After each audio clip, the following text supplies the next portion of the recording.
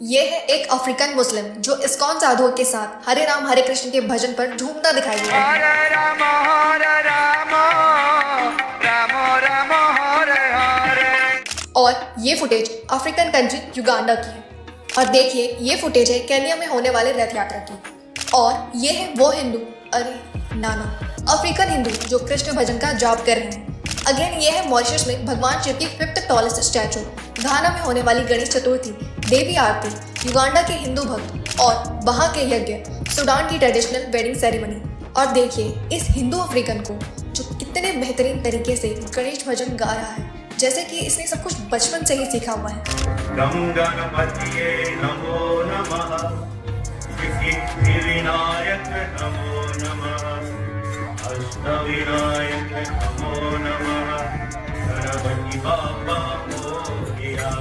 और ये है घाना के एक बहुत फेमस पॉलिटिशियन विक्टोरिया लक्ष्मी हामा, जिसने साल 2009 में ही घाना की हिंदू मॉनेस्ट्री के थ्रू हिंदू धर्म को अडॉप्ट कर लिया था। और तब से ये भी पूरी तरीके से वेजिटेरियन बन गई है। और विक्टोरिया लक्ष्मी साल 2009 से घाना में मौजूद अफ्रीकन हिंदुओं की सनातन धर्म को सेपरेट करने में पूरी तरीके से मदद कर रही है। तो यहाँ आपके मन में सबसे बड़ा सवाल ये आ रहा होगा कि इतने अफ्रीकन्स ने कैसे हिंदुइज्म को ज्वाइन कर लिया।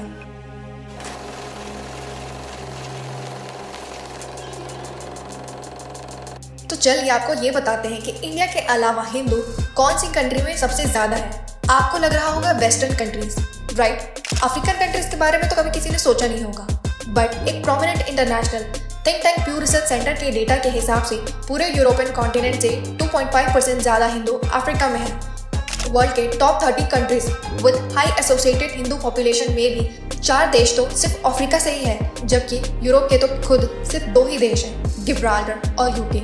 और ये है अफ्रीका की कंट्री घाना। यहाँ 10 साल में हिंदुओं की आबादी 12,000 से 2.5 लाख तक हो गई है। तो क्या आज ज़्यादा से ज़्यादा अफ्रीकन्स हिंदू बनते जा रहे हैं? तो चलिए आपको एक इंटरेस्टिंग फैक्ट के बारे में बताते हैं जो आपको सरप्राइज कर देगी, जो कि अफ्रीकन्स और हिंदुइज्म में कॉमन है। ये है अफ्रीकन ट्राइब मुंद्री, जो गाय को प्रोटेक्ट करने के लिए किसी भी हद तक जा सकती है। कुछ अफ्रीकन ट्राइब्स काऊ को गॉड विद वेट नोज कहते हैं और उन्हें देवलोक और भूलोक के बीच का एक स्पिरिचुअल कनेक्शन मानते हैं। इन कल्चर्स में भी काऊ यूरिन की एंटीसेप्टिक प्रॉपर्टी पर भी काफी स्ट्रांगली बिलीव किया जाता है। सो कहीं ना कहीं ये हिंदुइज्म से काफी ज्यादा सिमिलर है। और जरा इन्हें देखो, ये अफ्रीकन गॉडेस जिन्हें अफ्रीका के 20 से ज्यादा देश और 50 से ज्यादा कल्चर्स पूजते हैं, वर्शिप करते हैं। और क्या आपको इन्हें देखकर कुछ याद आया? अगर नहीं तो चलो मैं बताती हूँ। ये बिल्कुल भगवान शिव की तरह दिख रहे हैं। गले में नागराज से लेकर उनकी आइडेंटिटी यानी कि मामावटी एक वाटर एसोसिएटेड डेटी है। वहीं सबको पता है कि शिव जी की जटा से गंगा बहती है। वहीं अफ्रीकन डेटी ओगुन को भी देखिए तो उनका अपीयरेंस भी कार्तिकेय से काफी ज्यादा सिमिलर है। और इजिप्टियन गॉडेस आइसिस और काली माता की सिर्फ फिजिकल स्ट्रक्चर ही नहीं बल्कि कैरेक्टरिस्टिक्स भी काफी ज्यादा सिमिलर है। और उनके लिए भी ये डेटी फीमेल पावर और डिस्ट्रक्शन को रिप्रेजेंट करते हैं। इन सब से ये समझ में आता है कि इंडियन कल्चर और अफ्रीकन कल्चर एक दूसरे से काफी ज्यादा कनेक्टेड है। और अब यहाँ हम इस सोच में पड़ गए कि अगर माइथोलॉजी में इतने कनेक्शन है तो हिस्ट्री में कितने कनेक्शंस होंगे। देखिए, वास्को डी गामा की स्टोरी के बारे में तो सबको पता ही है कि वो कैसे इंडिया आए थे। वास्को डी गामा समुद्री रास्ते से इंडिया आने वाले पहले यूरोपियन माने जाते हैं। दरअसल अफ्रीका में मौजूद एक गुजराती ट्रेडर उन्हें इंडिया लेकर के आए थे।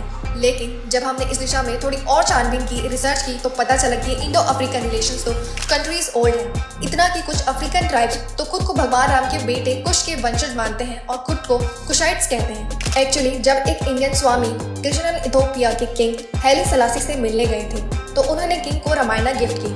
तब किंग हैली ने उस बुक को देखते हुए तुरंत कहा कि I have already read it, क्योंकि वो खुद एक कुशाइट थे। और तो और इथोपिया में हाँ लोकल स्कूल में कुश नाम के कैरेक्टर के फादर के रेफरेंस में पढ़ा जाता है, तब उनमें राम की जगह हैम लिखा हुआ है। और स्वामी कृष्णानंद के अनुसार वेस्टर्न सिविलाइजेशन में राम को काफी टाइम तक रैम बोला जाता था, मतलब RAHM, जो बाद में चलकर R हटकर हैम बन गया। ऑल्सो हमारे खुद के कई हिंदू रिलीजियस बुक में ऐसा मेंशन है कि भगवान राम के दोनों बेटे लव और कुश को आधी आधी दुनिया दी गई थी, जिनमें से अफ्रीकन कॉन्टिनेंट पूरा स्पेसिफिकली कुश के हिस्से में आया था।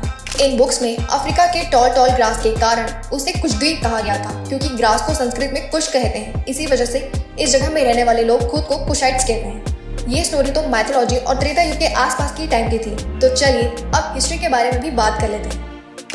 आज से 2500 साल पहले आज के तंजानिया के एंशियंट पोर्ट राफ्टा में इंडियन पॉटरी और ग्लासेस आर्टिफैक्ट्स मिले थे और केरला के एंशियंट पोर्ट मुजरस में अफ्रीकन ओरिजिन के गोल्ड अफ्रीकन वुड से बने आर्टिफैक्ट्स भी मिले हैं।